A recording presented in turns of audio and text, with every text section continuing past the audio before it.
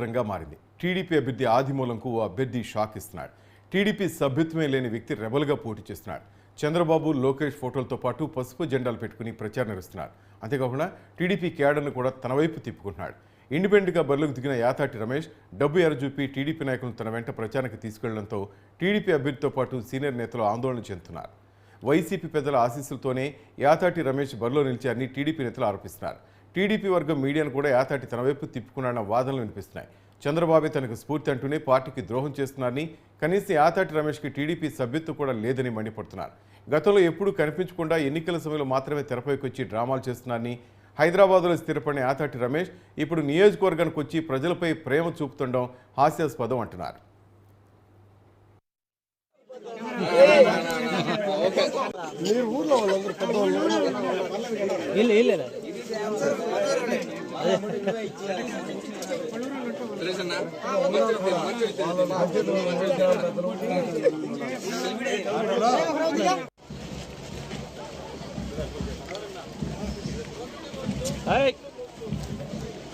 Brother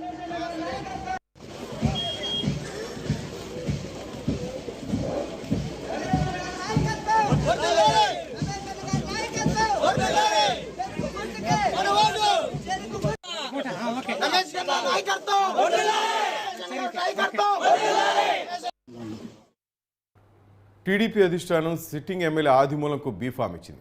కొందరు నాయకులు మాత్రం కాసులు కక్కుర్తిపడి రమేష్ పంచన చేరారు. నాయకులపై అధిష్టానం వేటు వేసినా పరిస్థితి మారలేదు. టీడీపీ అభ్యర్థి తానే అన్నట్టు యాతాటి రమేష్ వ్యవహరిస్తున్నారని, ద్వితీయ శ్రేణి నాయకులను కొనుగోలు చేస్తున్నారని టీడీపీ సీనియర్లు మండిపడుతున్నారు.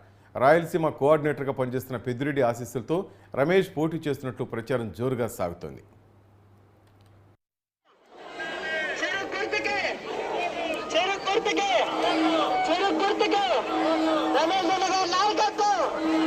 రమేష్ నాయకత్వం